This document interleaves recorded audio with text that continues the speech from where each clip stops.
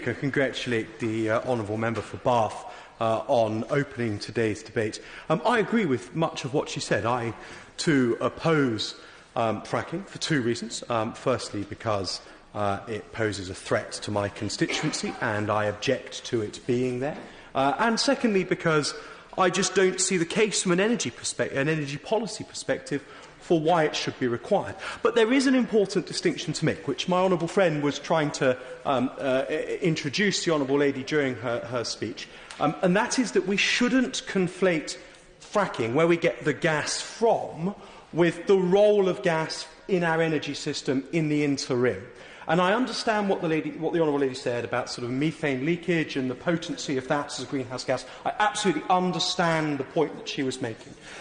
But fundamentally, the decision over whether or not to go big on fracking now in the UK is an immediate decision. It's a planning decision, an energy policy decision, and I think there's a very clear argument against.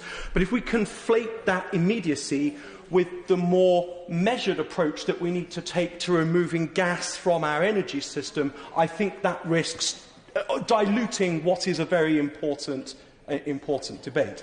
Now, the reason I don't think that fracking has any role in our future energy mix is firstly because we have, as a consequence of the decisions that the Chancellor took over decommissioning costs in the North Sea, we've seen a resurgence in North Sea oil and gas exploration, which is helpful in meeting the UK's domestic needs in the short term.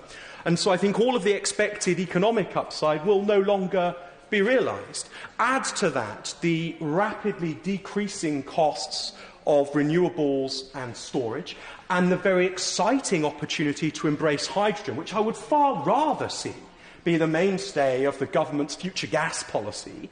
And I think that you can start to make a very compelling case for not requiring fracking, whatever the safety arguments might be about it. There is just simply no role for it in the UK's future energy mix. But there is an interim role for gas. And I commend to her and to all other members in the House the work that I've been doing with her colleague, the Right Honourable Gentleman for Orkney and Shetland, and the Shadow Minister, the Honourable Gentleman for Southampton Test, on the future of the gas grid. Because there's a real opportunity to be introducing low-carbon gases into the natural gas mix within our gas system immediately in order to start to decarbonise, that would have a profound impact on the decarbonisation of heat. And, of course, the longer-term goal is the arrival of a hydrogen-based gas system which would meet the needs for decarbonising heat and also have, I think, a very exciting role in transport,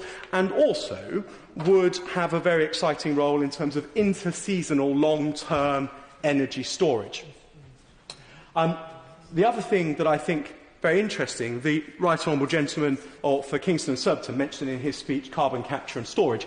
And I think the real opportunity with hydrogen, particularly when you look at pre-combustion carbon capture and storage technologies, is that actually instead of CCS being something that you spend £1 billion a time on to do in itself, if you link it to the production of hydrogen and the emergence of a hydrogen economy, then the CCS becomes more affordable because it's part of that whole package, and I think that that's a very exciting proposal too.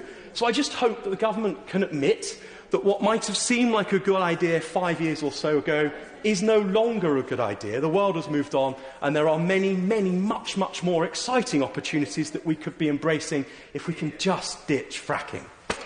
Louise Hay. Thank you, Madam Speaker. It's a great pleasure to follow the honourable gentleman. Madam Deputy Speaker, there's a reason the government are considering bypassing local